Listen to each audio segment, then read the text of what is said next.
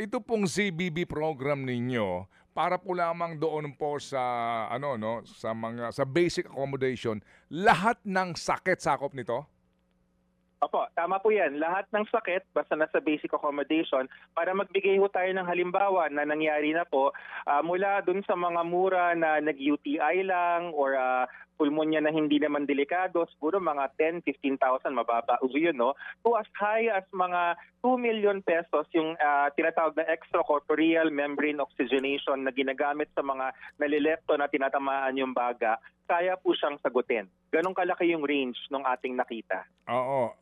May maximum po ba dito na hangganan kapag sinabi mong lahat ng sakit? Ano po? May mga may mga gamot na pagkamahal-mahal, injection o anumang pong tableta yan na pagkamahal-mahal. Sakop po nito? Sakop po niyan. Yung sinabi kong ECMO, Manong Ted, merong specialized na makina na literal na lumalabas sa kumakain. Lumalabas yung dugo ng katawan at para siyang heart lang machine na similar. So very specialized siya, sagot po siya doon zero balance billing. Basta basic accommodation. Opo, basic accommodation and government DOH hospitals, right? Yan pong klaro. Tama? Yes, tama po. Sige, tama. Yung pong expansion ninyo, hindi pa sigurado yan kung anong mga ospital pa ang maaari pong magpatupad itong ZBB ninyo. Doon po sa mga middle income earners, dito po sa mga direct contributors na maaari po lamang nga mag-share ng kwarto, di ba? Opo, hindi ho exclusive na private room. Yung po kaninyo ay pinaplano pa lamang ninyo muli, again pero kung sakasakali po, lahat ho ba ng sakit din sakop nun at wala din ho bang hangganan yon? Yan po ang mga tinitignan natin sa ating pag sinabing inaaral ng ating actuary.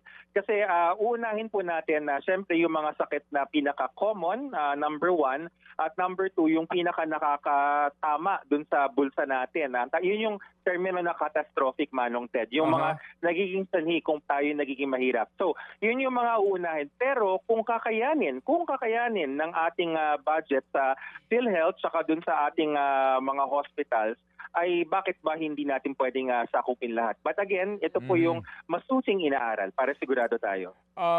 Yung pong pag-aaral na yan ba kasama doon o iba pa yung maifif na lalabas yung guidelines o itong pag-aaral na ito kailan matatapos kung maaari na hubang sakupin yun? Yung ating pinag-uusapan na sa mga middle income earners po na magko-confine sa sharing po ng kwarto, at a little over po doon sa basic accommodation, pero nga ang sakit po nila ay mamahalin ang gamutan, pati po yung doktor na kanilang professional fees, etc.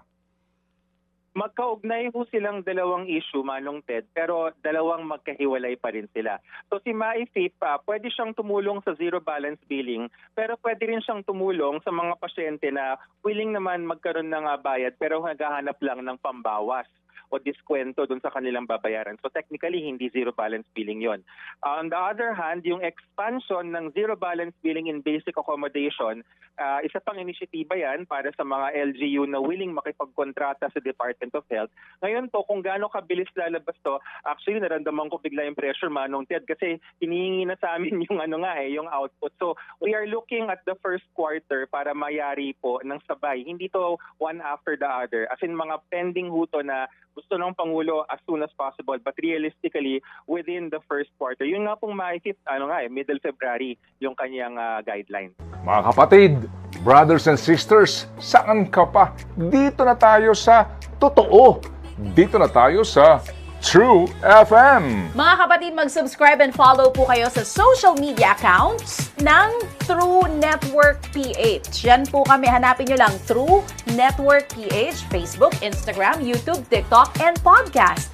Mapa Apple or Spotify man yan, mahahanap nyo kami. Lahat ng mga napapanood at napapakinggan nyo po sa programa, nasa social media accounts namin yan. So paano mga kapatid? See you sa social media!